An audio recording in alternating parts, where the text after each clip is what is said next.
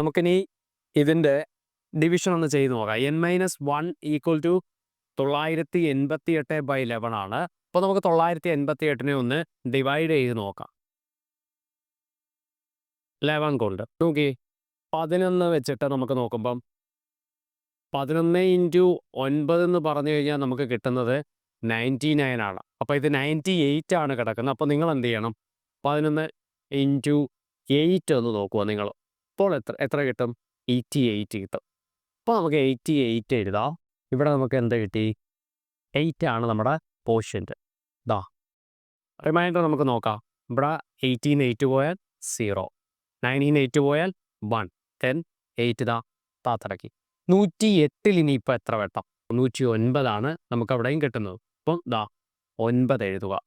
ഇനി ഇവിടുന്ന് നമുക്ക് ഡിഫറൻസ് എന്ന് പറഞ്ഞു കഴിഞ്ഞാൽ ഇവിടുത്തെ ഡിഫറൻസ് എടുക്കുകയാണെങ്കിൽ നിങ്ങൾക്ക് 9 ആണ് കിട്ടുന്നത്. ഈ 9ൽ വീണ്ടും നമ്മൾ എന്ത് ചെയ്യുക? ഒരു പോയിന്റ് കൊടുത്ത് 0 ഇടാം. 90 ഇനിയിപ്പോൾ എത്ര വെട്ടമാണെന്ന് നോക്കിക്കഴിഞ്ഞാൽ 88 ആണ്. ഇങ്ങനെ നമുക്ക് റിക്കറിങ് ആയിട്ടുള്ള ഒരിതായിരിക്കും, വാല്യൂ ആയിരിക്കും പോകുന്നത്. റിക്കറിങ് ആയിട്ട് പോകും.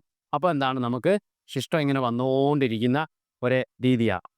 ഓക്കെ, നമുക്ക് അങ്ങനെ വരുമ്പോഴത്തേക്ക് ഇതൊരു ടേം അല്ല എന്ന് മനസ്സിലാക്കാൻ പറ്റി. അതായത് -1 അപ്പുറത്തോട്ട് വന്നു കഴിഞ്ഞാൽ നമുക്ക് എന്ത് കിട്ടത്തില്ല? നമ്മുടെ വാല്യൂ കിട്ടാത്തൊരവസ്ഥ. അതായത് നമുക്ക് പോയിന്റ് ഡെസിമൽ വാല്യൂ അല്ലാതെ വാല്യൂ കിട്ടണം. ഇവിടെ നമുക്ക് കിട്ടിയതുപോലെ തന്നെ കിട്ടണം. പക്ഷേ അപ്പോൾ നമുക്ക് എന്ത് എഴുതാം? നോ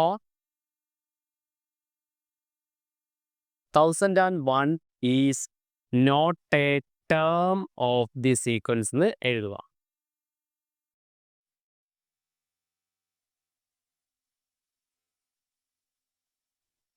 ഓക്കെ, അപ്പോൾ മനസ്സിലായല്ലോ. ഈ അരിത്തമെറ്റിക് സീക്വൻസിലെ ടേം അല്ല, 13 24 35 ടേം അല്ല എന്ന് നമ്മൾ പ്രൂവ് ചെയ്തിട്ടുള്ളൂ. ഇത്രയേ ഉള്ളൂ, കഴിയും.